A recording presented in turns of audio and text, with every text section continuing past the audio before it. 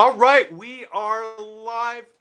Holy smokes, I cannot believe it's been 50 episodes here. This is unbelievable. Welcome to episode 50 of the Gretsch Afternoon Drum Break. I'm your host, Neil LaFortune, Gretsch drum artist, Gretsch drum lover, and just so excited to be here with Mr. Nicolas Collins. And I just wanted to thank some folks here. I want to thank Mr. Dave Onania for connecting Nick and I.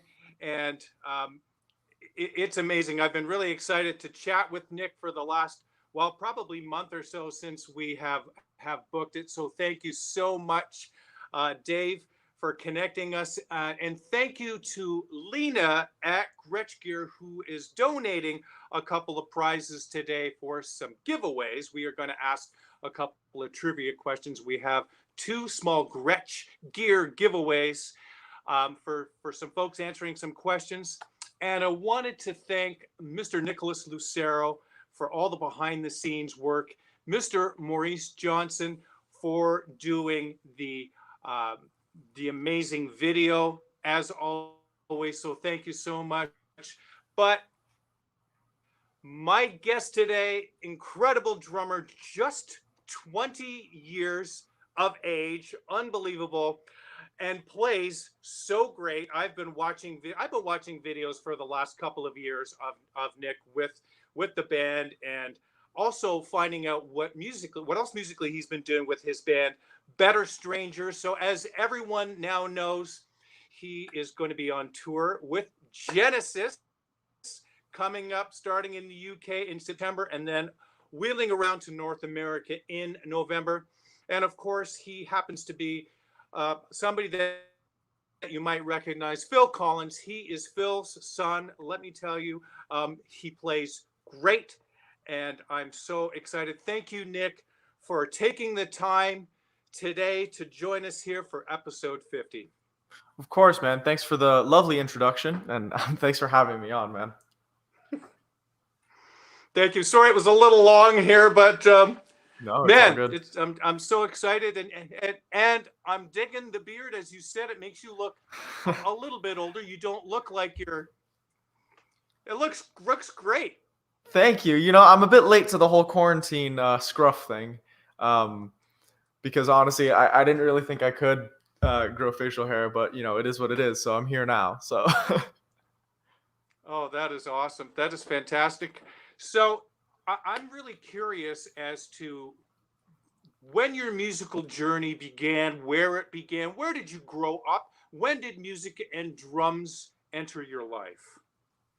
so I was born in Geneva, Switzerland. My dad moved there when he met my mom a few years before I was born. So that I was born there, and really, like, kind of from the get go, drums was kind of always a big part of my life. I mean, kind of right from being able to come back from the hospital after being born. I was on my dad's lap playing drums. Like he was playing drums, and I was there taking it all in. And it was funny, actually, over Christmas, I found a lot of like old home videos, which it had all that stuff. So it was really cool to see. But it was kind of always there. Like I got my first drum set when I was like 3. Um, and I just, like, being on the final farewell tour with my dad, like, as a kid, going and watching pretty much every show, it was definitely always there from the get-go, kind of in, like, it was always this kind of indirect, like, I know that this is probably what I'm gonna do, just because I always gravitated towards the drums.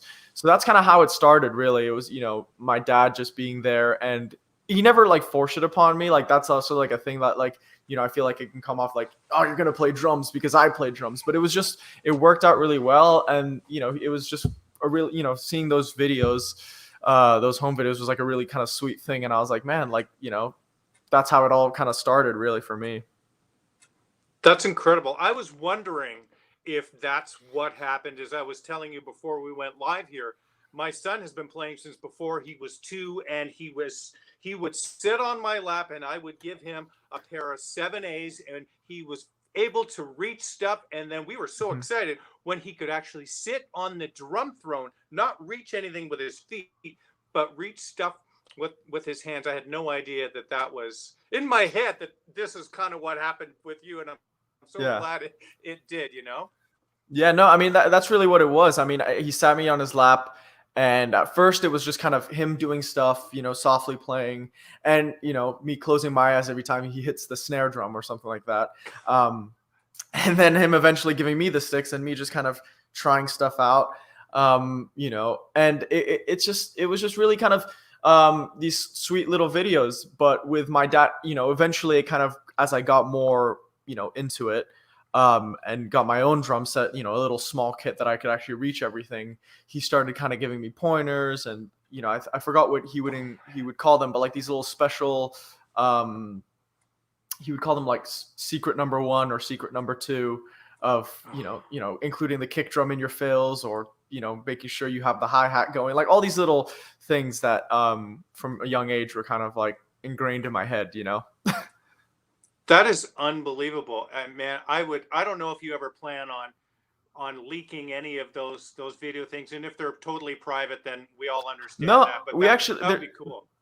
there's actually some stuff that's my band Better Strange. We released a music video for one of our singles, Change, and it's on YouTube. And it's a lot of home video compilations of all the guys in the band. And there's like a few things there of my dad. And I mean, I downloaded those videos because it's really good stuff to keep, in the future. So I'm sure I will, I just need to get a hold of it and kind of cut it down, because it's like 8 hours of like, compilations of stuff that I need to just narrow down, really. That is unreal. Was it the Gretsch kit, the one that we see, or was it a different drum kit altogether? It was a different, well, it was a Gretsch kit, but it was the Gretsch kit that my dad used on his big band tour. So it was like a double-headed kit. It wasn't like the whole concert tom kit that he had. So yeah, it was just like the big band one. Oh man, cool. Wow, what an unbelievable experience. Now, when did you actually realize that your dad was really good at the drums? Like, was that something that you got to be a little older? Yeah, I mean, honestly, it was weird because, like, obviously as a kid, I knew he played drums just based on the fact that he taught me, and then when I went to see him on tour, he would open his shows with a drum like duet or drum trio with Chester Thompson and Luis Conte. So I knew he played drums, but for the majority of my life, I knew my dad as the singer. For his solo stuff, and then a bit later when I was like 6 or 7 as the Genesis singer, because they did their reunion tour then. And then honestly, as I got older, you start digging deeper and deeper into different material. But I would say, when I really started hearing, the murmurs of the Genesis stuff kind of happening, which now is probably like two years ago that started kind of, being talked about. I really delved in and I went, man, this guy was a beast, and yeah. I didn't really realize the extent of his drumming in the 70s and the real kind of prog era of Genesis and 80s and stuff, where because like my entire life was just knowing him as just dad, and then knowing him as the singer, and it was because as opposed to like my older brothers and sisters who were around when he was really kind of doing that. So it's been really kind of funny to kind of like to see those videos, especially now, where like I'll ask him like about certain parts when he was writing, I don't know, whether it was like In the Cage or whatever old Genesis stuff. It's been a really kind of fun experience to kind of see that side of him that I wasn't really too familiar with as a kid. I as well was not as familiar with the older Genesis material, because your dad was everywhere in 1985. And when I started playing drums, it was his solo stuff. I, of course, knew, from the first solo record, and then going back and listening to it and hearing all that crazy stuff and the odd times, it's like, man, I got a lot of work to do if I want to. and our friend Dave Anania knows all those parts and I know Genesis. Oh, that's so. We have so many people tuning in. We have great Gretsch artists, Anthony McKelly, Charlie Cooley, and Dave is tuning in as well. Some folks from Brazil, some folks from Germany. You've got a whole lot of fans from different parts of the world, Nick. That's awesome to hear. Yeah, this is really awesome. So, did you have formal instruction on the drums? I mean, really kind of from the start, aside from, my dad giving me pointers, and maybe a few lessons here and there. At the beginning, I really didn't. And then when I moved to Miami, I did actually start taking lessons for a while to kind of really bump up my technique. Because I feel like that was really one of the big things at the time, and really getting down. Because as a kid, it's just like I used to just play along to songs. That was just what I did, and I had no interest in learning rudiments and all that stuff. But as as I got older, it just became more important and stuff that I needed really to learn. And then I feel like I did that for a number of years, and then now, obviously, the way I've kind of started really, yeah, I don't really take any lessons anymore. It's more I like to just listen to a lot of stuff. I like to like just go down rabbit holes of YouTube and seeing different drummers and really taking their chops and taking their rudiments and what they include in their drumming and kind of putting my twist in.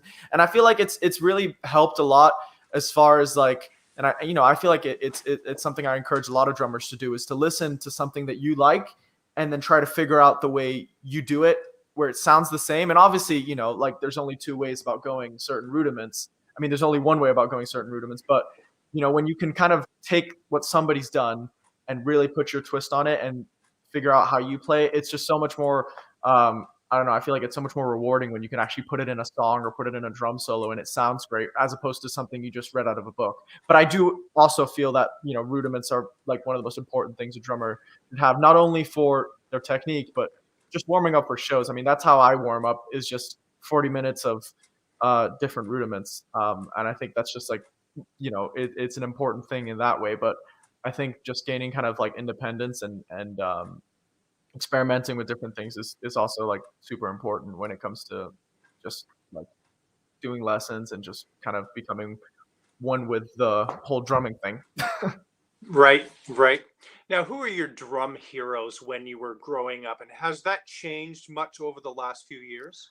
I mean, it definitely has. I mean, there's definitely some that will always be there. I mean, obviously, my dad has to be one, just because he's the whole reason I do play drums, and he was the person that I looked up to as a kid.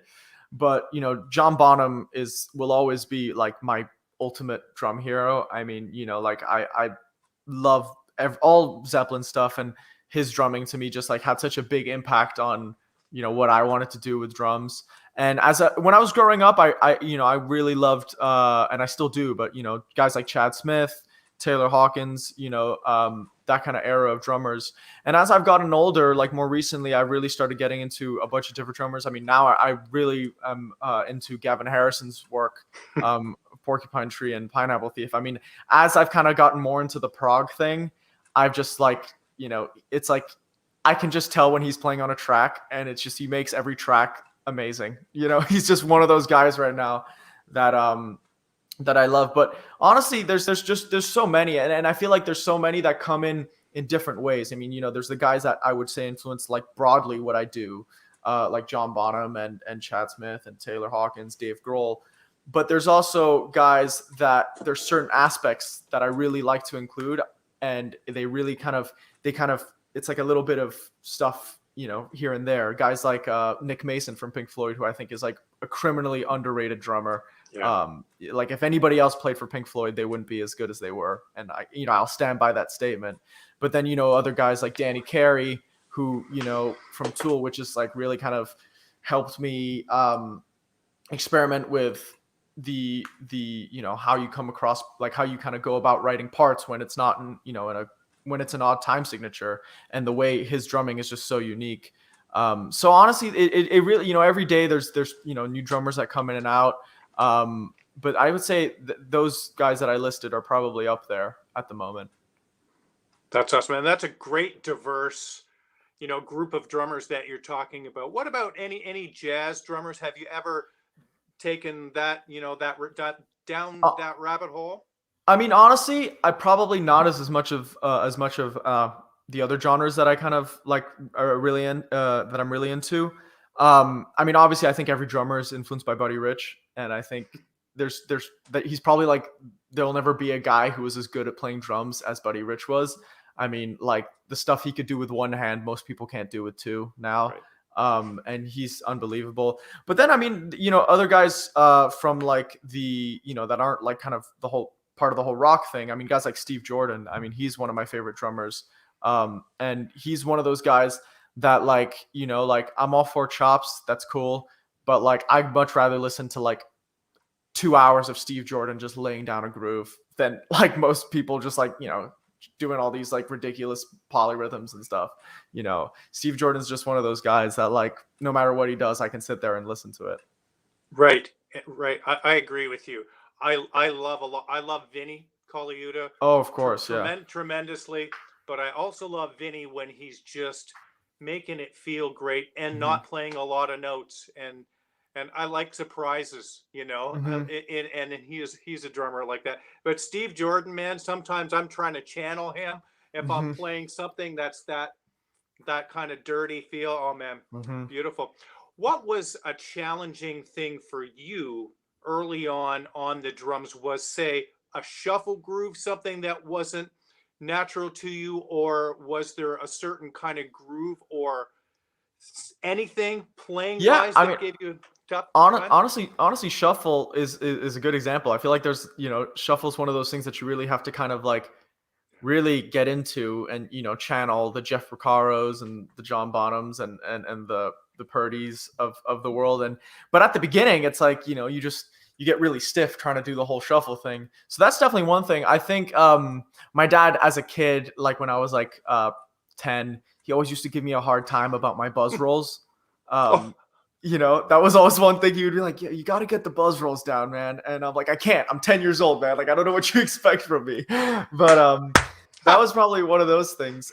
And really just, I'd probably say those like that stand out are the two things. Although I will say when I started taking lessons in Miami, when I moved here, one of the main things we were doing was digging into a lot of like Latin rhythms, whether that was bossa nova or samba, and that really was hard at the beginning to really gain that independence and doing a bunch of different things with all the different limbs, especially coming from a genre that I'd never listened to, being born in Switzerland. Like I'd never listened to any of that stuff. Right. So that was definitely a really big challenge when I really started getting into it. But I honestly think that was one of the most helpful things because, I don't think that's going to be something I do, like play Latin music, but it's so important for like independence, and it just like puts everything into perspective of like, if you can do that with, a samba groove or a songo groove, then, you can do much easier things once you gain that independence,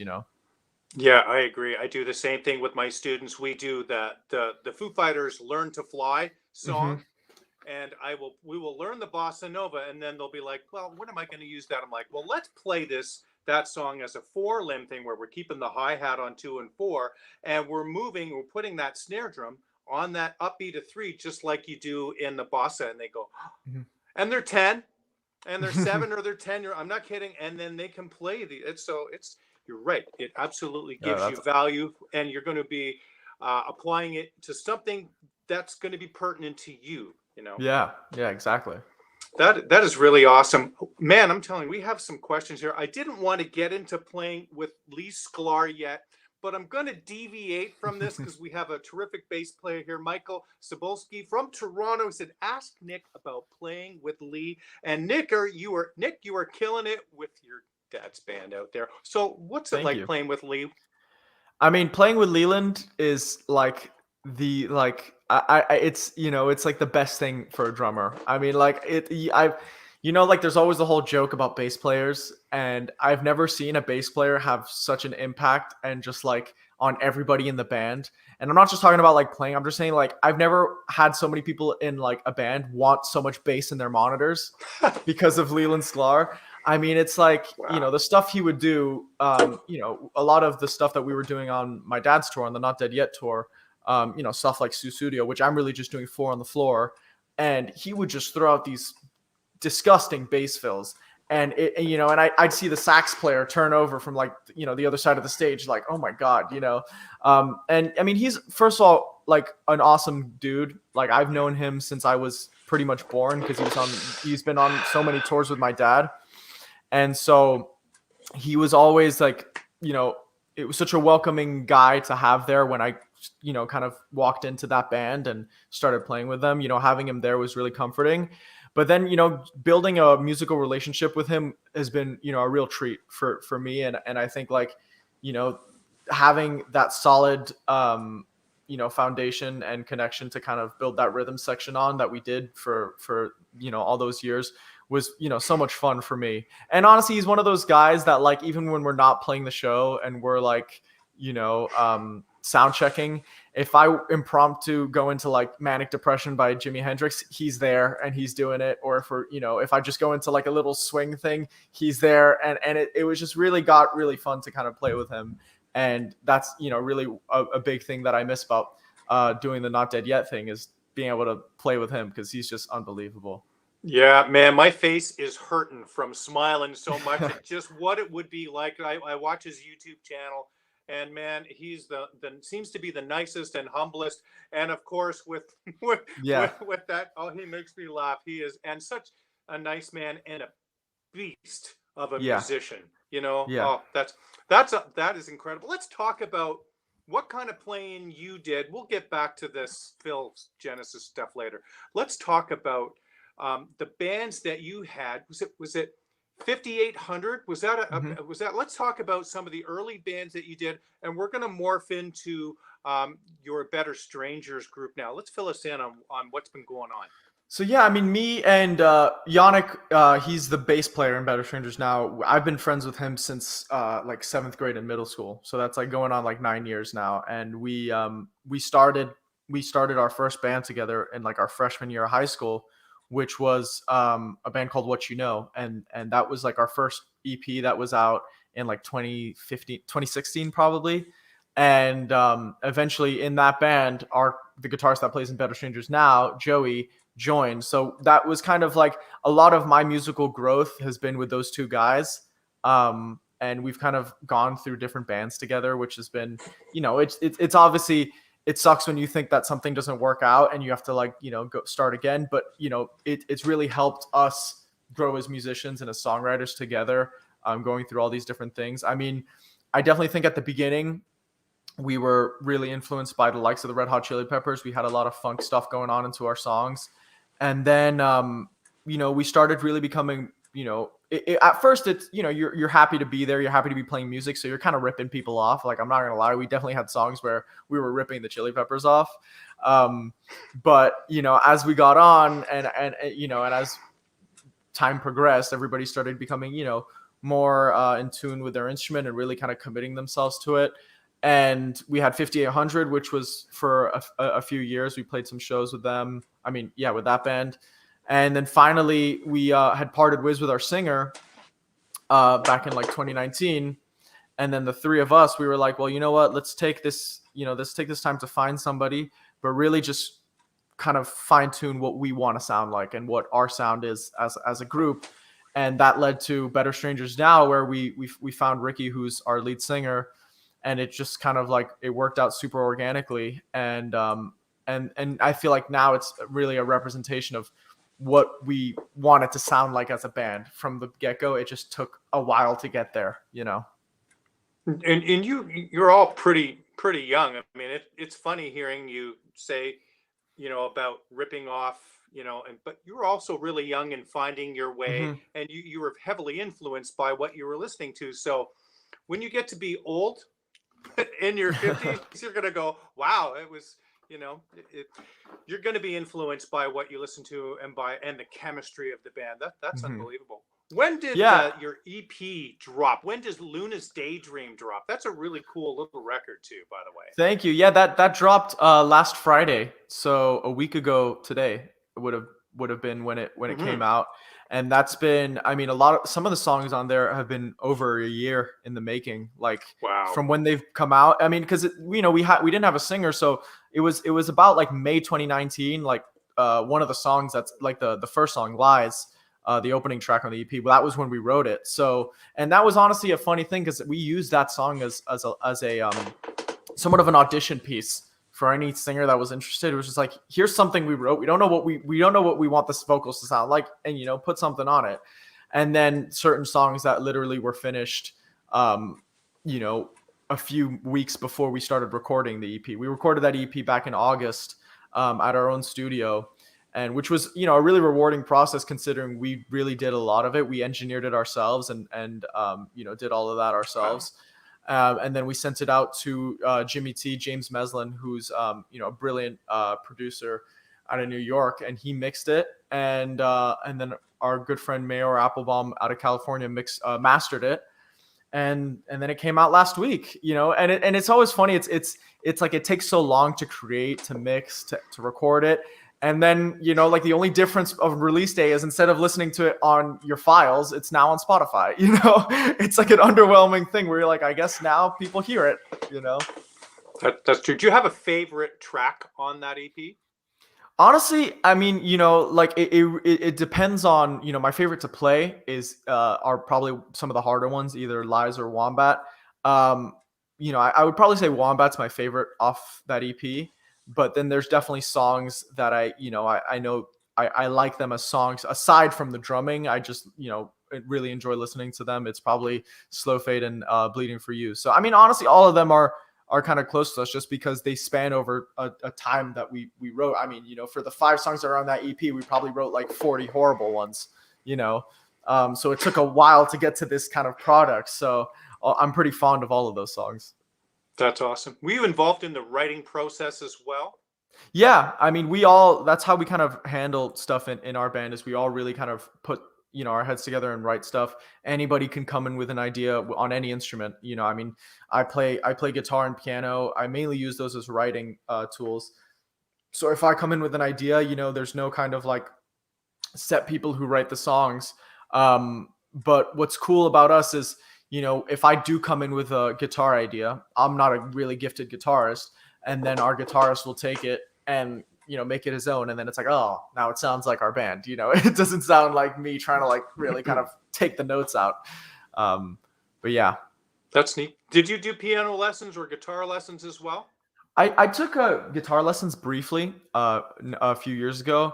And then I just like, it just kind of like not organically stopped it. It's just like, I probably had to go out of town or something. And then we just never started again. And what's been interesting about guitar is not knowing anything about really guitar has been kind of, for me at least, put an interesting take on how I write music, just because I have no idea what's going on. I know the notes, but like, this could be a minor or a major 7 or, diminished 6. I don't know. I'm just playing this chord that I think sounds nice. So it's been interesting, to show these ideas when I really have no idea what I'm talking about. I'm just playing these things that I think sound good. Yeah, well, you're not going to come from a place where, this is what a guitar player would do. Mm-hmm. And back in the 80s, they had people programming drum machines that, there's no possible way that a drummer could play stuff, until you get to Jonathan Sugarfoot Moffat, who would take those and go, oh, this is what I do. But that's awesome. What about piano? Was that something you kind of learned on your own? I mean, piano was something that my dad, because my dad played piano, and he would kind of, show me certain things, like certain parts. And he always told me, if you write songs in E flat, all the black keys are going to sound good. So write songs in that key. And I do that all the time because it doesn't matter what, black note you hit, it always sounds good. Right. But then one day he sat me down and like taught me the difference between major and minor. And I was like, oh my God, like I didn't know that's what that was, and so, but I never really took lessons other than, him telling me that. A lot of it has just been experimenting and just, playing notes. And if they sound bad, then I just move the note up half a step or down half a step, and maybe it sounds good then. That's really just kind of been how I approach that. That's amazing. I wanted to ask you, what was the drum kit, the drum sounds on the Better Strangers EP? Dark sounding drums, mm-hmm. Big sounding.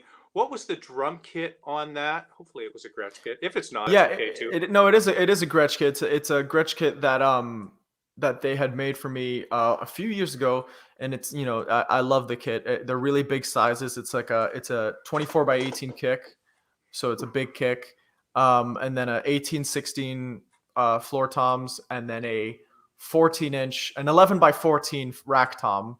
So it's kind of like a Dave Grohl-esque rack tom, and it's all double headed. And obviously I had 2 concert toms, an 8 and a 10. But I feel like that that sound of Better Strangers has a lot of those deep kind of drums. A lot on the wave of the bands like Royal Blood and Nothing But Thieves, like some of these new rock bands. But yeah, no, it was all that Gretsch kit. I mean, I definitely did incorporate some use of the concert toms, depending on which one. I mean, Lies has some concert toms on it, but really mainly it was that kind of Bonham configuration kind of kit. One rack, two floors. That's really. What's the color of the drum kit? It's a deep black marine pearl. It's beautiful finish. And I remember sitting down. It was actually before one of the shows on one of the Not Dead Yet legs. I think it was either in LA or Vegas, where I sat down with Andrew of Gretsch, Andrew Shreve, and really kind of was like, all right, this is the finish, but I want these sizes. And they were super cool about kind of doing it all, and really great guys. And it was like sent over like insanely fast. I remember him telling me, oh, it may be a few months, and then like a month later it was in my garage. I was like, oh my god, you guys are the best. And I sent a big thank you to Andrew. But no, it's a great kit, and it kind of really does everything I want it to do. I mean, I like playing those big drums and big sizes, being a Bonham fan and all that. But I feel like they also have versatility. They don't sound dead. They sound like they have a lot of tone in them. Yeah, they absolutely. You look like you're tall. I've only seen pictures of you beside your dad, and I know your dad's not super tall. Yeah. How tall are you? I'm about like probably 6'1". Okay, I would say that's probably so depending on that's one thing with the concert tom kit that I use with my dad in Genesis is the toms have to be really high because of the sizes and because of the way you have to play them. So I feel like if I was shorter, it would definitely be a bit more of a challenge to kind of reach the cymbals that are really high up and all that stuff. Yeah, it's a good looking drum kit. I watched the video where you did the run through of the drum kit, and we'll get to that. But man, that looks neat. It looks really sharp with using the rack. I dig that. Yeah, and the band I great. play in, there's a $20 fine if I use a drum rack. I'm kidding. Really? That and drum gloves. They say if you wear drum gloves. Well, drum gloves are definitely one thing, and my guitarist always gives me a hard time about if I ever bring up the concept of bringing a double pedal in. He goes, no, you don't need a double pedal. So those are my fines in my band. That's hilarious. Oh, I love that. What else did I want to ask you here? Now, when you started playing with your dad, it seemed to be there was an occasional gig. It was a showcase, kind of a one-off, and you were young. How did things develop into you moving into playing with him? Yeah, so we the first few shows that I did with him were part of the my parents' foundation, the Little Dreams Foundation. It was like these charity gigs, and he'd ask me to be like. At first, it was just like, hey, do you want to come play in the air with me? And I was like, sure. And then it graduated to playing 3 songs to 4 songs to 5 songs, and then I remember after one of the shows, he was like, I'm thinking about going on tour, and I think it'd be cool if if you'd want to do it. That I think it'd be awesome for you to do it. And I was like, yeah, it would be awesome. I was like 14 or 15. I'm like, that'd be sick. And then I think we did the U.S. Open where we did 2 songs to open the U.S. Open back in like 2016, I think it was.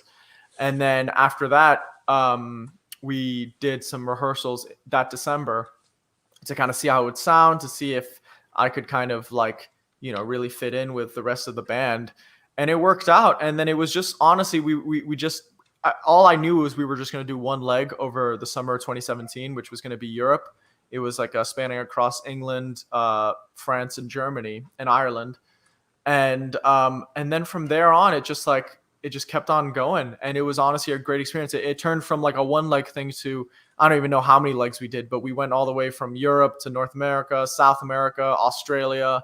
It was just, a really great experience that I got to share with my dad, which I think was just like such a really great thing that, it's like once it finished, I was like, man, that was really great, because when I finished it, I was like 18. And I was like, man, I like, no matter what, I get to look back on those moments and say that I shared it with my dad, And the other thing was just kind of playing these songs that I grew up with. and being able to play a lot of these venues that I could never even dream of playing at a young age was really surreal for me. And I'm so like grateful for that whole tour and that whole experience, because it really shaped me as a musician, and not only just playing wise, but just being familiar with the road, and it not being like a really kind of big surprise if I do tour with other projects. So, it was a really great experience to do all that. I remember, hearing murmurs of Phil's son's going to be playing drums. And with you being so young, people were Mhm. wondering, is he really going to be good enough to do this? And after watching these videos, it's like, holy cow. Not Thank only you. were you were terrific, and then playing piano on the ballad, and I play a little bit of piano. I hunt and Mhm. peck on the piano. I love it. But I'm watching you and I'm like, son of a gun, man. That's unbelievable. Is it true that your dad said to you after a show that he's never had a drummer that he didn't have to look back at until playing with you? Yeah, he did tell me that, and that meant a lot, honestly. And I think with all the guys that the great drummers he's played with, I think my dad, when it comes to that, is a real perfectionist, and I feel like the kit that I was using, definitely gave me an upper hand on really kind of recreating that sound. But honestly, I really tried. I think obviously being my dad's son, I think I approached the songs in a way that I was really familiar with. Like, they were songs that I knew and that I loved and that that have been in my life since I grew up. It wasn't just kind of songs that I heard a month before rehearsals. And Yeah. so the way I approached it, I really tried to obviously put my spin on it, but really stay true to the integrity of the track itself and my dad's sound and all of that. And so it was a really massive compliment when he said that to me. But yeah, I mean, it really ultimately, I just think, came down to just being so familiar with the tracks that I just, I feel like I really kind of found a good way to represent them, staying true to the record, but also kind Okay. of, not making it sound like it's like 1981. That, do you find that you and he have a similar clock, a similar time feel? Yeah, I think so. I mean, I think there's definitely, some of his influences come a lot from the kind of the big band world and the jazz world, whereas mine kind of come from more of a rock world, and I think it. But ultimately, when it came down to these things, there's definitely tendencies that I take from him, just because he was really one of the first guys I looked up to. So especially on a lot of the Genesis stuff, I think it's one thing that certain fills that I approach on the Genesis stuff, and I'm like, it's literally just doing something he would do when he's mixing the concert toms with the cymbals, and he does that kind of thing that Yeah. he would always do. So I think there's lots of similarities, but I also think that for some of the tracks that I have to kind of really get and dial in that sound, I really kind of put myself into his headspace and his mind space when he was kind of making the song and kind of staying true to that. Now, did you work your tail off learning these Genesis tunes? Yeah, the Genesis ones were an absolute, that was, it was funny because they decided we were going to do it the summer of 2019. They were like, okay, we're going to get together in January 2020 for some rehearsals. And from like mid-August, September, all the way till January, I was just, Really? I'm like, I was really trying my best to get them dialed so that when I showed up, it was like nothing. It was like I could just sit there and go. It wouldn't be like I'm still trying to learn the songs. But and from that, there was a lot of tracks that I started getting exposed to that I was like, man, like I wasn't really familiar with, and B, it's like the real kind of prog side of Genesis that I was like really not that familiar with at that time. So that was a really big learning curve to learn some of those really big pieces. But I always like to over prepare so that when I'm there, I don't have to worry about it. Although I will say, we did our production rehearsals in November 2020 in London, mid COVID, which was, an experience, in itself, of being Wow. COVID tested every 5 days and Yep. all that stuff.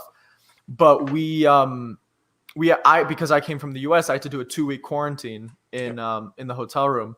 So I got to be honest, when I sat down at the kit and we started playing the first day of rehearsals, after not touching a drum set in 2 weeks, it was weird. And I definitely could have done with, a rehearsal day before that. But I mean, it's been fun because it hasn't felt like work, but there's definitely some songs where I would really lose my patience when I really couldn't get down the time signature or get down, the part. Because I feel like a lot of the Genesis stuff, the way I've had to approach it, and I've learned that most of the time counting is pretty useless. Yeah. You can't Yeah. count Genesis stuff. I feel like it just actually really gets in the way of doing it correctly. I just had to learn Tony Banks's keyboard parts, or learn Mike's riffs, and that's how I kind of approach the songs like Firth the Fifth. No way I could count that. I just know the keyboard part, and that's what it really took. Where especially parts that they would do live, where it's written parts, but they're not on the record. So you really have to start learning the tendencies that they have, and starting to accent that. So that was really a really big learning curve for me. This is awesome. Oh man, this is unbelievable. We have a comment here from Steve Pankey. It says, it sounds like you don't worry about carrying your dad's torch. It's very cool to be that young touring, especially playing music, the variety of music, and playing great venues and playing your butt off, which is cool. Oh, that's nice. What are some of the other challenging songs? I'm sure we don't really know what the set list is going to be like yet. Mm-hmm. The general public, I mean. Yeah, I mean, I'll stay away from the set list. What other Genesis tunes were tough? Yeah, I'll stay away from the set list, considering I know that Genesis fans will either freak out if the song is not on the set or it is on the set. But I will just say that a lot of the songs that were really challenging for me to learn, and I'm not saying whether they're on the set or not, but Los Endos was definitely one that took a lot out of me to kind of really get down.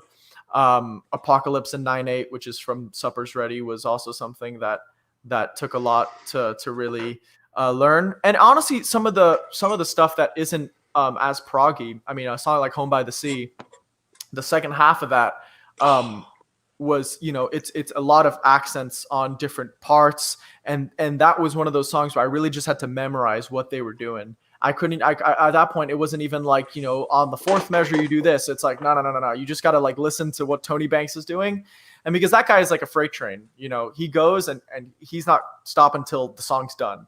So really, just learning his stuff and really, learning his approach to it was a really big part of getting the songs down. But I think off the top of my head, those songs were probably the biggest challenges for me. That's crazy. How long were the rehearsals? How long did you guys get together and rehearse for? So the January rehearsals, where it was mainly just to kind of test the waters, see if it would work, they were probably about 2.5 weeks, maybe 3 weeks.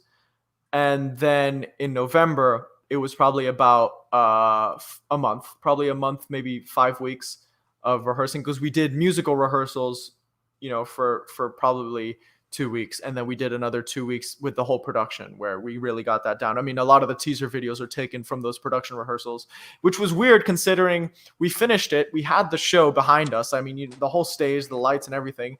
And it's like, all right, well, I'll see you in 10 months. Don't know when we're gonna do this, but instead of just getting on the road right then, it was a weird experience, but it was lots of fun. And honestly, being able to play with the production, it obviously was not the same, but it was so much more similar to playing a real show rather than just playing in a studio or in your own room or whatever. And it was a fun experience. But we're gonna be doing a few more rehearsals before we go out on the road in August, of course. But really, a lot of the rehearsing and the heavy lifting has kind of been done. It's just about refining what we did, and which was, like I just said, it was weird. You get sounding really tight just to not play the songs for another few months. Wow, that's great. Do you rehearse stuff on your own? Do you have recordings, board tape, so to speak, that you refer to? Do you keep the show fresh in your mind like that? Yeah, I mean, every now and then. Well, I definitely will listen to Genesis stuff every now and then, as a refresher, just to listen to it, not even so much sit down. What I will do is probably a month before we're supposed to go and start rehearsing.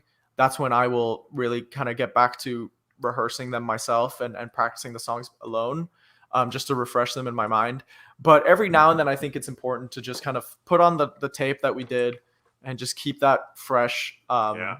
Because, you know, one thing is knowing how to play it, but when you haven't even heard the song in a few months and you start rehearsing it, it's even more difficult. So I like to keep it fresh so that it's not that much of a learning curve as soon as I start playing them again. What kind of feedback did you get from the other two members of Genesis during the rehearsals? I think, I mean, I think they really appreciated how much I tried to stay true to the songs, both live versions and studio versions. I thought that, especially with Genesis stuff, it was really important to mix both of them, because there's a lot of stuff that's, you know, the sounds that are really important off the studio version, but not every song that was written, you know, whether it's 1975 or 1983 or whatever, is gonna still be the exact same way in 2020 or 2021. Right. But honestly, I think one of the funniest things that I really had to get used to was with my dad. Essentially, when I was on his tour, it's like I had one boss. He was the boss, and if he said something was too slow or too fast, that was the verdict, and I had to, you know, go back and tweak it a little bit. But on this, it was really funny because I remember one time we were playing a song, and Mike Rutherford looks back at me and goes, you know, you could speed that up a little bit. And I went, hey, man, you don't got to tell me twice to speed up a song, right? And I'm like, okay. And I went and sped it up a little bit. And then right after we finished it, my dad looked back at me and goes, can you slow it down? And I'm like, I don't know who to listen to, you know. I think I've had a few times with Tony Banks where he's been like, you know, encouraged me to modernize some of the drum parts, especially on the really, really old stuff. He's like, I mean, I remember him telling me, he goes, this song was written in like 1971, 1972. It's been like almost 50 years. Like, you know, you don't need to play it like that. You know, which has been really interesting for them to see how they've evolved as a band and how that's still true. Even though they're playing these 50-year-old songs or 40-year-old songs, they're still trying to do something new to them, which has been really fun. But honestly, playing with them has been a real treat on the fact that I feel like with my band and also just me as a musician, I feel like I can relate to the way they approach their songs, because they're songwriters. I mean, they're great musicians, but they're fantastic songwriters, and they're not perfect musicians. Like, you know, a lot of the guys on the Not Dead Yet tour, they have like built-in metronomes and they will never play a wrong note. Whereas these guys, they wrote these songs and it's based on their ability to do that. And I've, you know, really enjoyed doing that because I can relate to that. And I'm like, wow, this is like how I understand music. This is how I approach it.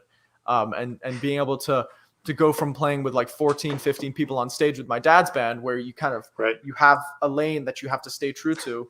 Whereas with this, there's so much space. I mean, it's just like four of us playing music. It's me, Tony, Mike, and Daryl as the musicians of the band, and then my dad on stage as well. So there's so much more space to kind of take up. And I also think that the Genesis stuff is just drumming wise a bit more up my alley, you know? What an experience. We have a great comment from Brett King, said, always listen to your father. Yeah, exactly. That's terrific. Wow. Unbelievable. So you do get to cut loose on the drums and play more stuff that would come to maybe a little bit, maybe rock it out a bit more, play a little bit more, you know, doing the Genesis stuff. That's great though, that you said stay in your own lane. Was there a click ever with any of these groups? I mean, there was never a click throughout the whole song. I think obviously there's a lot of songs that have drum machines, drum loops and stuff, you know, like songs like In the Air starts off with a drum loop, and then with Genesis songs like Mama and Domino and all those. So those essentially serve as a click to me, which I actually enjoy playing with them, because I know that you know, shows vary. You know, one day you may be feeling a bit more energetic than the other, and having those really just comforts you in knowing that this song is never going to be out of time, considering the production are probably really happy for that, so that all their triggers can go at the, you know, the exact same time. But what I would do typically for the songs that, you know, the songs that don't have loops is right before we start it, I have a metronome behind me that's just synced to my ears, and I'll just get the tempo, feel it out right after a song, because especially when let's say you're playing a slow song after, you know, a really energetic one, to get that tempo correct, it can be challenging. So I'll just feel out that tempo, get the tempo, turn off the metronome, and then start the song. Or if I do start with the song, I'll look back at my drum tech, Brad Marsh, and he'll turn it off himself. But I don't like to keep it for the whole thing, just because since I'm the only one who has it, and, you know, somebody else may start doing it, I don't want to be, kind of the only one who's trying to hold it back when everybody's trying to kind of push forward with it, or the other way around. You know what I mean? Yeah, that man. Can you give us a Gretsch rig rundown? Is it the same drum kit for the Genesis shows?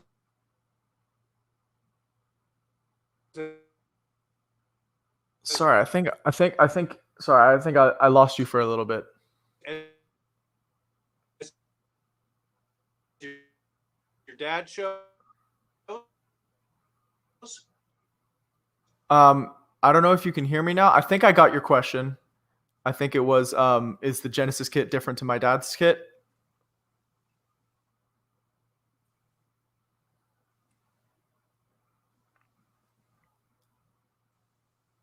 Oh gosh, I think we're having some signal issues. Yeah, you'll come back.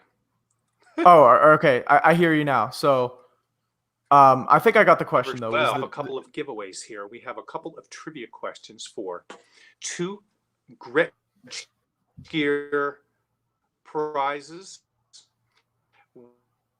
We are going to be giving Nick back. So the trivia questions, just stay tuned with us, folks. We're going to be getting Nick back, and in fact, he's right here. Sorry about that.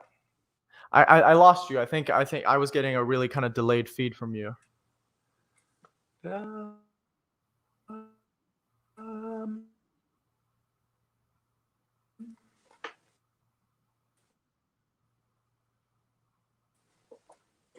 Am I all good now, or am I still having issues here?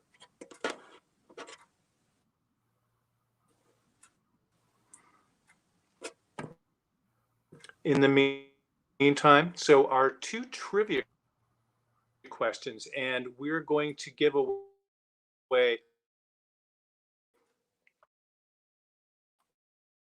the beanie first of all.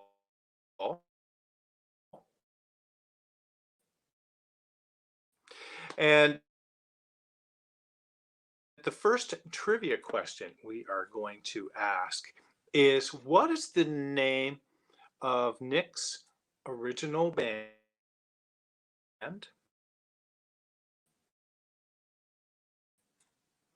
And if you, yes, some technical difficulties.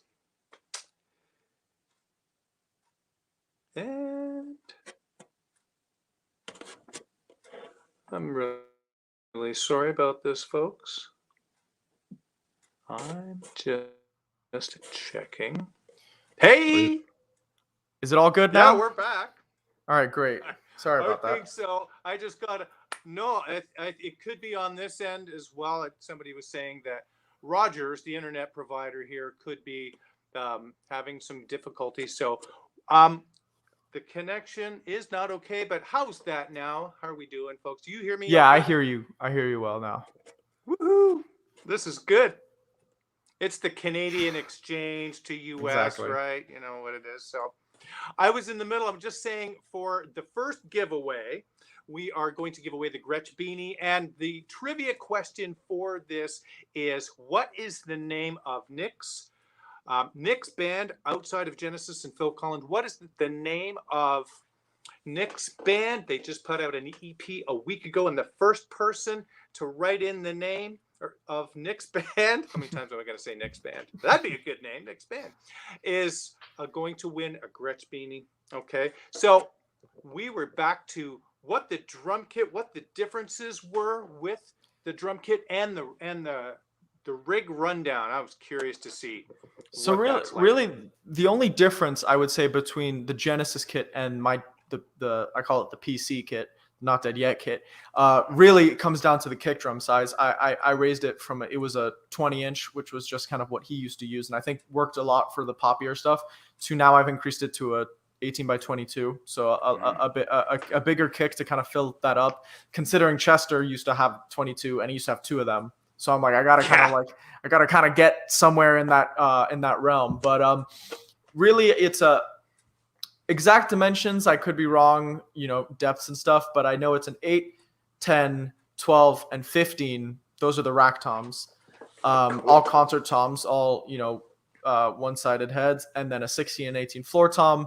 And a big difference aside from the kick drum with the Genesis kit is a lot more cymbals and a lot more triggers. I mean, I'm having a lot of we're running a lot of stuff through Roland's TM6. I think that's the name of the trigger module system.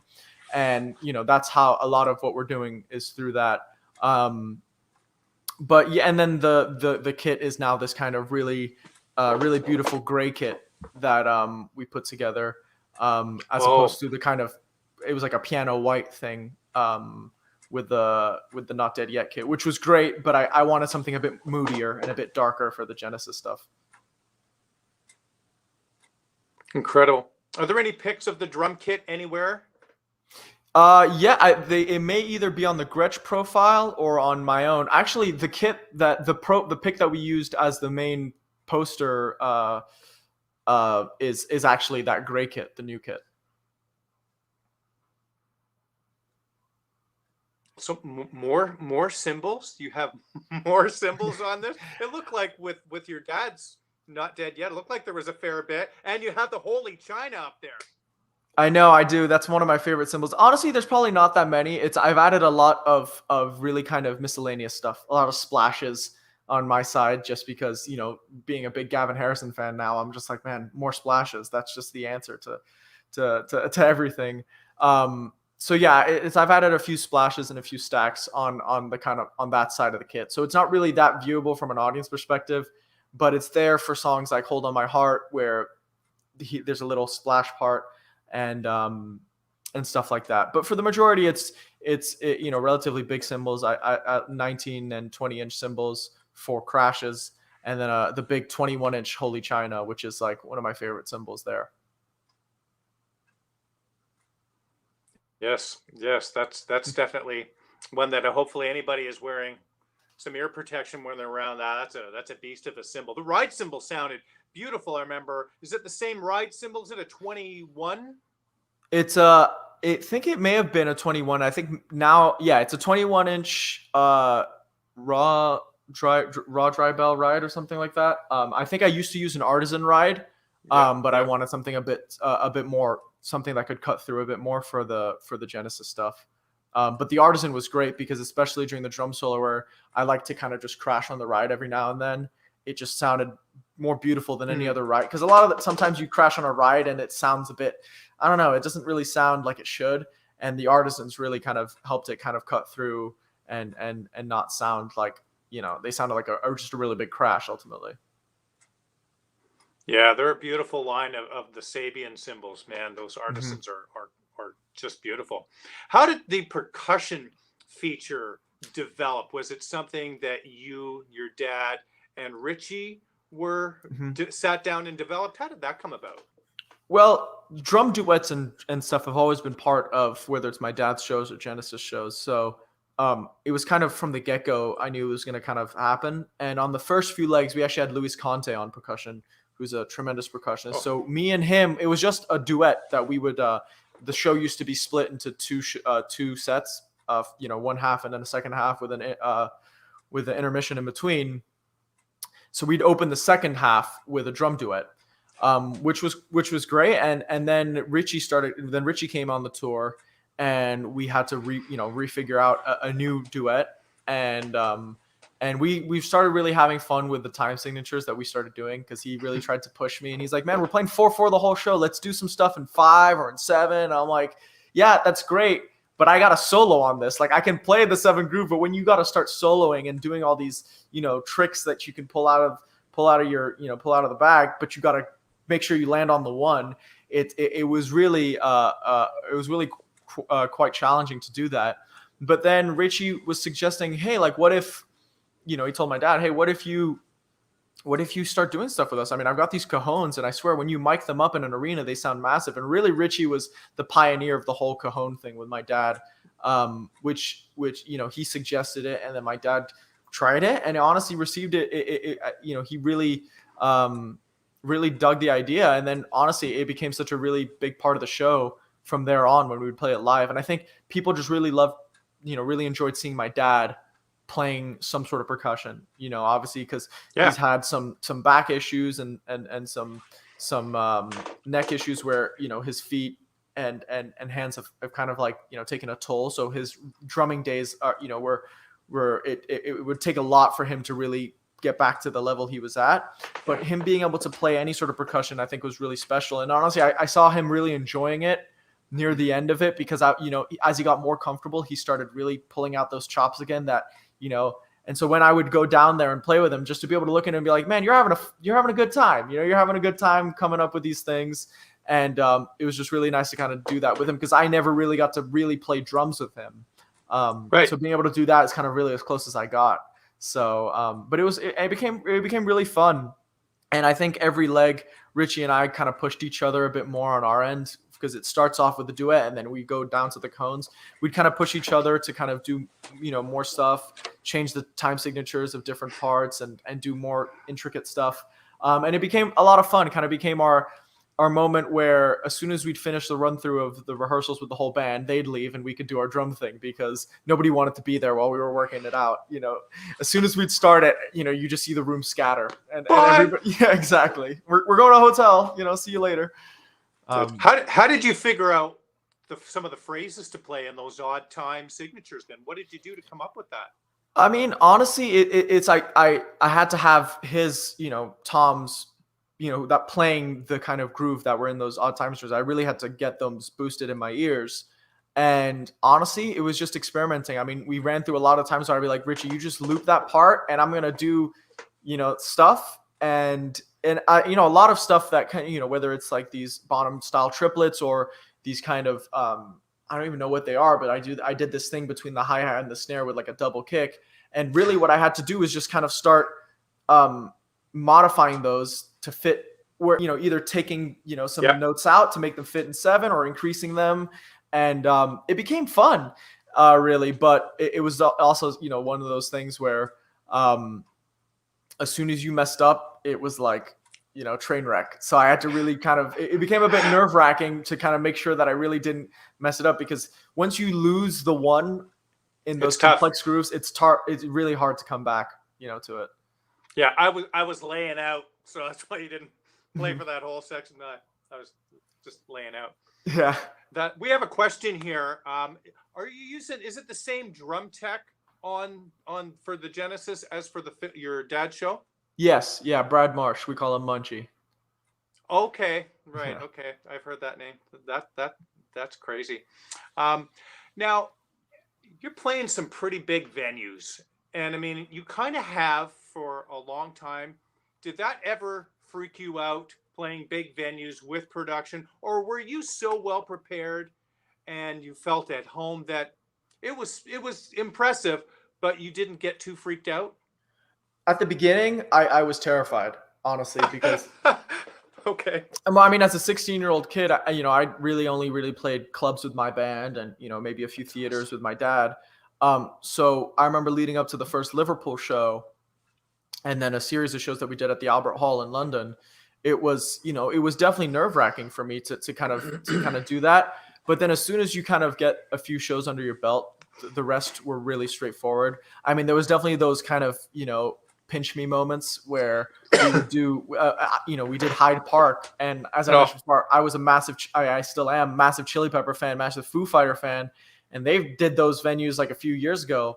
So playing there was like, oh my God, like, it's the same places like the Maracanã Stadium in Rio. Being a really big soccer fan was just like a crazy experience for me to be able to play there. And obviously playing the Garden, Madison Square Garden was one of those moments on the first night where you're just like, I can't believe that this is happening. And I definitely think I'm going to get that feeling again with Genesis just because the first show will definitely be nervous for me. Because honestly, with Genesis, I still get kind of nervous even before we start to rehearse. Like when we're gonna run the set, when we start that thing, just because it starts with such a bang, it's like really making sure that you're in it. Because the thing with the Not Dead Yet tour is it was a beautiful way to start the show, but it progressed. It started with Against All Odds, this really intimate, slow thing, and then Paradise, and then it started really getting up there. Whereas Genesis is just like 0 to 100. That's how we're starting the show. So that's exciting. but yeah, there's definitely been, lots of venues that I'm, super honored to have been able to play. And there's definitely still those venues that you go like, man, I can't believe, that you're doing this. Cause I mean, and in no kind of offense to any arena, but when you kind of go on an arena tour, eventually after like the 10th arena, it starts to look the same. But then you have those areas like Madison Square Garden where you're like, man, like this is Special. this is special. And yeah, and the difference being a soccer fan, not even the Maracana, but a lot of places across Europe, it's like, man, I've played these on FIFA, like I've literally, seen the stadium before. So That's incredible. I remember reading Neil Peart from Rush used to call the arenas the sheds. That's what they called them. He said in the touring business, we're going to another shed. And I've played a couple of arenas in my day, but more, I play a lot of theaters in the stuff that I do. And the theaters, after a while, when I'm taking pictures and I'm looking back after a tour, I'm like, I don't remember what that one was, because, well, red seats are red, but they're all great. Exactly. And I miss it. You must really miss playing, right? Yeah, I mean, in all sides of it, I mean, I miss being able to go out on the road and play. I mean, I've really missed also, aside from the arenas. I mean, I love playing arenas. They're great because of the production and because of the impact you can have on people. But show-wise, I miss being able to go and play like, rock clubs with my band. That was like, that's one of those things that I think as a band you really enjoy doing. And aside from COVID, obviously, before that, my band, we had parted ways with our singer. So we had, we already had a year off without that. So it's been ages since we've been able to really get, down in a kind of grimy rock club. And I think that's, really a big thing that I miss. And so I'm really looking forward and hoping that these legs at the end of the year happen, because, if I get to spend those few months on the road kind of nonstop with like a little bit of a break in between, that'd be a great way to end this year, after not having played any of those for a while. Right.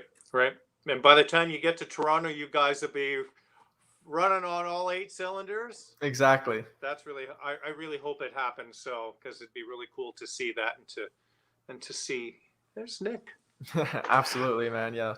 Do you have a favorite moment or song in the last tour that you did with Dad? I think that it really, the moments and the song that I love are kind of two different things. Cause obviously, I know that In the Air was such a, really, big moment in that show. Lots of drama in that. And I know that a lot of people went to that show just to see that song. But obviously I've been playing that song for a while with my dad, so it didn't have that big of an effect on me, but I just realized that, it was a really big deal. Honestly, you mentioned the bit where I would go play piano on the ballad with just my dad and I.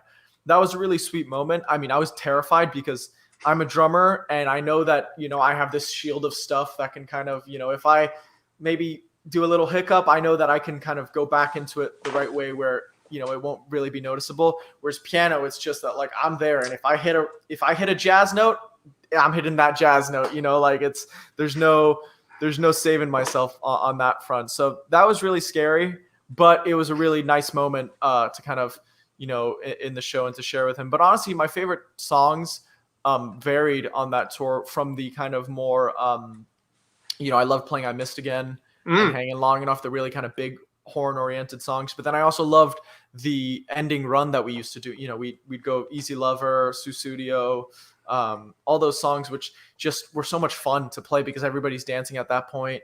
And those songs, we've been doing them for so long, they're like on cruise control. So you're just having a great time. You don't even need to worry about the parts at that point. It's just, so those were probably my favorite moments of that tour. Those last few tunes you mentioned, I remember driving around in my car in the late 80s just going, how rad would that be to be playing this? And then we'd see concert VHSs with oh man, I got goosebumps thinking about that now, man. I'm so glad that you're able to have that time and do that at a young age and kill it the way that you were out there doing that. Now, while I was watching you walk out doing the piano thing, I was watching to see if you were shaking, and you look cool as a cucumber. Is it because you were 17? You said that you were a little nervous, but I don't know. I think maybe you have a bit more cojones then. Well, yeah, well, the drums I was always super confident in, and I knew that it wouldn't be an issue. The piano, it really just depended on what would happen the night before. Honestly, it was a momentum thing, because when you've done 30 shows and there hasn't been an issue, it's like you go down there and I'm like, oh, this is child's play, I can play this. But then one time I remember we had a show in Birmingham, I think, or no, it was either Birmingham or Newcastle, and we played it. And I guess somebody must have accidentally pressed the split button on the keyboard, and we used to do the song, you know what I mean? It was actually transposed down half a step. But I learned it in the real way, and I'm not a piano player, so I'm like, I'm playing it the way I learned it. You can just lower this keyboard half a step. So that's how I played it. And I sit down at the keyboards. I didn't know that this button had been clicked by somebody by accident. I mean, it wasn't a big deal. And as soon as I start playing, I went, something's wrong. And what had happened was half the keyboard was in my transposed, appropriate keyboard, and then the other half of the piano was a upright bass in regular tuning. So like it's just not even in the same split. So I start trying to like play it an octave up, and I'm just having a panic attack. And halfway through the song, I look at my dad, and this is in the middle of the show. I just go, I can't do this. I'm like, we got to start again. And it's funny because obviously, like, I don't want to be like, it's not my fault. I mean, it wasn't though. Yeah, it wasn't. But as soon as you say that, everybody's like, oh, this guy just messed up. He's just trying to be like, it's the keyboard's fault. So, playing the few shows after that were pretty traumatizing, of just when I stepped down, just like hoping that it didn't happen again with the piano. But I think, for the most part, that was probably the biggest incident where I was like, it really kind of, messed me up. But the other times where you hit a little jazz note, it's funny. And I would kind of laugh at it as I'm playing. And my dad would kind of hear it and laugh too. And we'd have a joke about it afterwards. And, Leland Saw would come out to me and be like, hey, nice jazz note, and then that was that. And then I started to realize that show's done. What are you going to do about it? Like, you just won't mess up next time, That's amazing. Another question here with Genesis, who do you watch more on stage for cues or a change? And that's easy. That's Daryl Sturmer. Because Daryl's never wrong, ever. Oh. He's like, it's funny because Mike and Tony have this joke that when they're trying to figure something out between themselves, they just ask Daryl, and Daryl knows everybody's parts, And wow. So I have cues with him and just look at him, and I don't even need to like get, him to be like, yes, I just need him to kind of look at me, look at my direction. I'm like, okay, I'm okay right now. If I kind of look at him and I don't even see that kind of confirmation, I start to kind of freak out. So that's a guy I kind of look at for cues, because he knows everything. But I think one of the main guys that I have to listen to just for the song is Tony. I mean, Tony Banks. Yeah. His keyboard parts are A, so intricate, and B, like I said, he's like a freight train. He's like, he just goes. So I need to make sure that I'm on his page, because if we're on different pages, like, I don't know if I'm going to get back to where he's at. So I'm just like trying to make sure I'm always in sync and always, in the same ballpark as he is. Because he, there's a lot of the weight that those keyboard parts carry, and a lot of the stuff that isn't so much, a lot of them are sounds and triggers that are happening, as you're going on. And if you kind of mess that up, there's kind of no going back, really. Wow. So Daryl's kind of like the de facto MD would be without the official title? Yeah, I mean, there's like, if with Genesis, there really isn't an MD. I think with my dad, with Not Dead Yet, I mean, it depended on which song, who I would look at. I mean, Brad Cole is the keyboardist, and he was, he is the MD, and he would always kind of look at me when we were kind of doing something. With Genesis, it really just depends. Like, when something goes wrong, you can kind of tell, because, I'll look at Mike, and Mike will look at me, and then Mike will look at Daryl, and then Tony will look at me, and we're just like, we don't know what's happening. But really, it's with Genesis, it's like you kind of learn, and you kind of there's never any room for error. With my dad's band, if somebody's like, if I kind of slip up and do a different part, everybody can hear it, and we're going, everybody will do their best to go right back, back on the same page. Whereas with Genesis, it's like, we have to be perfect, because if one person starts messing up, like, we have no idea how to like get back to the right spot. So, but Daryl always is right. That's the most important part of playing with those guys, is just look at Daryl, and then we're okay. He's been playing with your dad an awful long time, since, do you know when? Well, he started off as Genesis's touring guitarist after Steve Hackett left. So from like 1978 was when he started playing with Genesis, and then 1981, really from the get-go of my dad's solo career, he was there. So he's been playing with Genesis for like 45 years. That's unbelievable. Wow, but Daryl's only 50 years old. How's that math work? Yeah, exactly. That's fantastic. Another question for Sounds Like Home by the Sea, second part or similar. We already answered this. You do have triggers on the drums, yes, for is it kind of the Simmonsy toms? Yeah, that's that. Yeah, I mean, there's a few songs. That song, Domino, Invisible Touch, need those Simmons sounds. So, and that was, I remember having like a mental breakdown of trying to, dial in every trigger for every song before the rehearsals. And it wasn't until like, 2 days into me losing my mind along with my drum tech that Jeff, the keyboard tech, went, I have a CD with all the record samples here. And we're like, why didn't you tell us this like 2 days ago? So really, so I'm, literally a lot of those songs are literally, the sounds are taken from the record and mixed in with my drum sound. And then, like songs like Mama, which aren't the Simmons kit. That's just like that gated reverb. Yeah. Kit. So, yeah. Man, so many iconic drum parts and sounds. I mean, he's so responsible for the gated reverb. And apparently it wasn't even a Gretsch kit on In the Air Tonight. I heard that it was actually a Pearl drum kit. I'm not sure if that's true. I think for In the Air, it was actually a Premier kit. A Premier kit. Yeah. The kind of big English thing back then. Yeah, they're beautiful chrome. Yeah. So I think that's where it started, but honestly, it could have like because I know that he did a Premier kit on In the Air, but the gated reverb sound may have come before on one of Peter Gabriel's record where my dad was playing, and that could have been the Pearl. I don't know exactly with that. That's right. Yes, I remember reading that. This is awesome, man. Right, like from the source. This is incredible. I did want to say that we do have a winner for our first giveaway, and it was indeed Better Strangers, and the winner is Rob Andrews. So you will get a beanie, a lovely Gretsch beanie. Sorry, I feel like I'm an auctioneer. So we win a prize. Spin the wheel. So, man, this has been unbelievable. How long have you actually been an official Gretsch drum artist? How did it come about? What does it mean to you to be part of such an iconic drum family?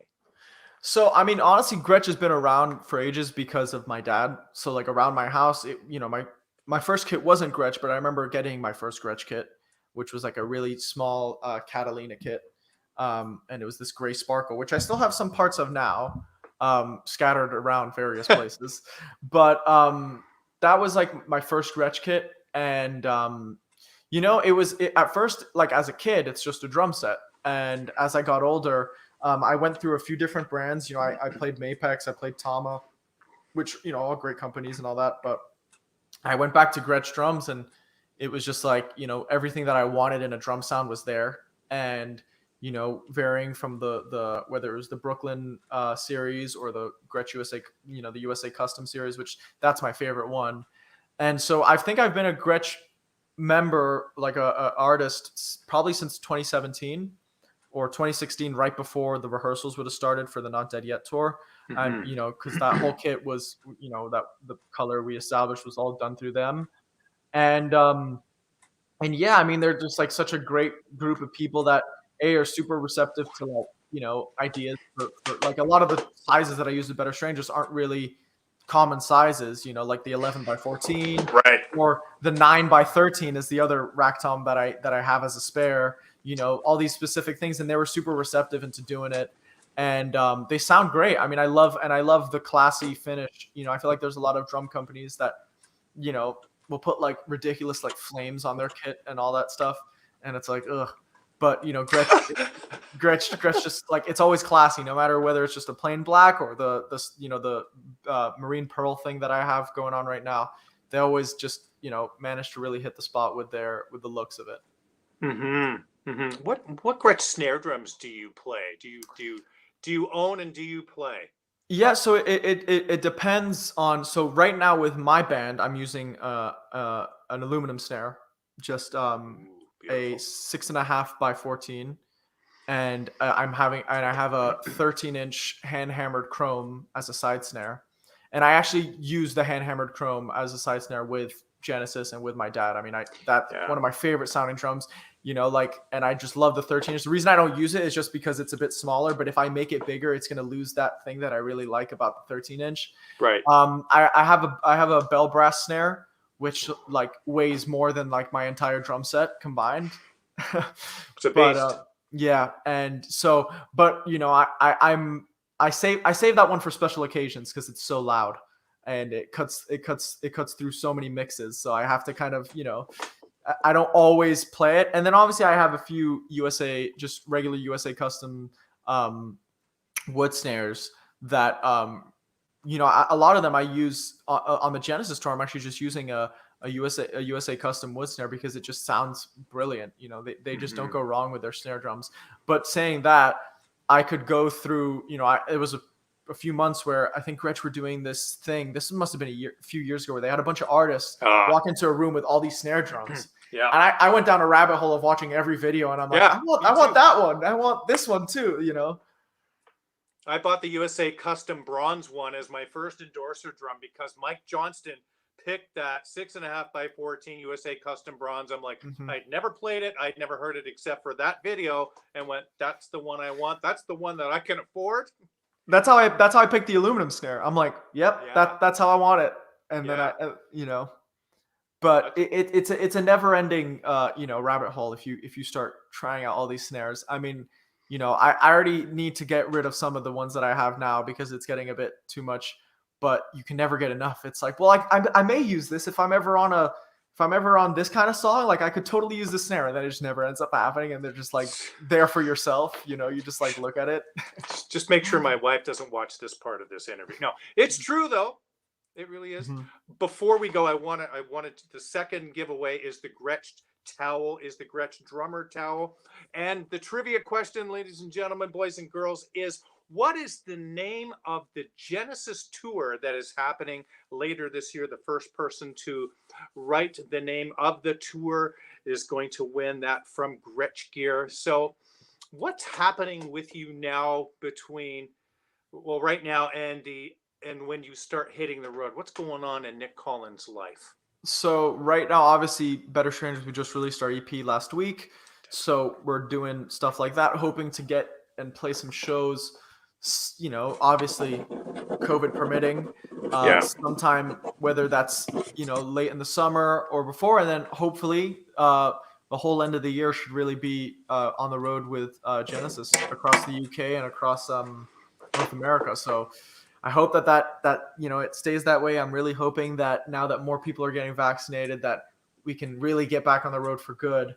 But yeah, I mean, until my band can start playing shows, we're still, writing more stuff, recording more stuff. I mean, that's all we have been doing for the past year, because of COVID. I think that's for everybody, every band out there. That's, just actually listened to 2 great records that got put out today. And it's all these great inspirations that are just coming out of just not being able to do anything else. Right. Yeah. You really get to the essence of who you are and trying to entertain yourself. And I mean that in a way of like with your instruments and with writing and do you sing as well? I sing backing vocals with my group. And that's kind of what I do right now. I mean, I never really tested the waters as to singing by myself, but our lead singer Ricky has really pushed me into kind of doing a lot of backing vocal stuff, which has been fun. It's been out of my comfort zone, which is always nice to kind of do something that you're not comfortable with, especially when when you start playing with guys for so long, you can get comfortable and start doing certain things a certain way. And so when you kind of get pushed in ways that you wouldn't expect, it's really fun. So that's kind of what I'm doing singing wise. And you find that you have another talent that you wouldn't have cultivated otherwise. That is amazing. We do have a winner. It's Debbie Carter. She was the first person to write that I saw up here, the Last Domino tour. So Debbie, you need to message me here. Just some contact information, and we can make sure we get this to you. Wow, this has been a real treat for me, and thanks for being such a really genuine, down to earth, and and amazing person to talk to. Thank It's you, man. I It's been a great experience, and you know, great questions as I mentioned, and yeah, you know, like talking drums is never a dull time. It's always just a blast. So I know it really is. My poor wife doesn't want to do it anymore, so she's like, "Go talk to somebody about that." All the best. I really truly hope that things happen. I think they will. I think something is going to happen tour wise for you, and it'll be so insanely great, and an incredible experience. And please give our regards to your dad and to everybody in the bands. And thank you so much for being such a terrific guest and so easy to work with. And we've got some great comments here. It says, he said, this kid is so down to earth for being Phil's son and a monster drummer as well as a pianist, because sometimes celebrities' children aren't always as well grounded and as and well spoken and so hardworking as you. So we're grateful for being here. And everyone, thank you so much for tuning in and asking questions. And we've got many more episodes ahead of us here. And let's hope I get to see you in Toronto, Nick. It'd be really cool. So absolutely, man. And thanks for having me and thanks for, you know, the kind words. Really appreciate it. all the best to you. Everyone, you take care, stay safe, be good. We'll see you next week. Thank you, Nick.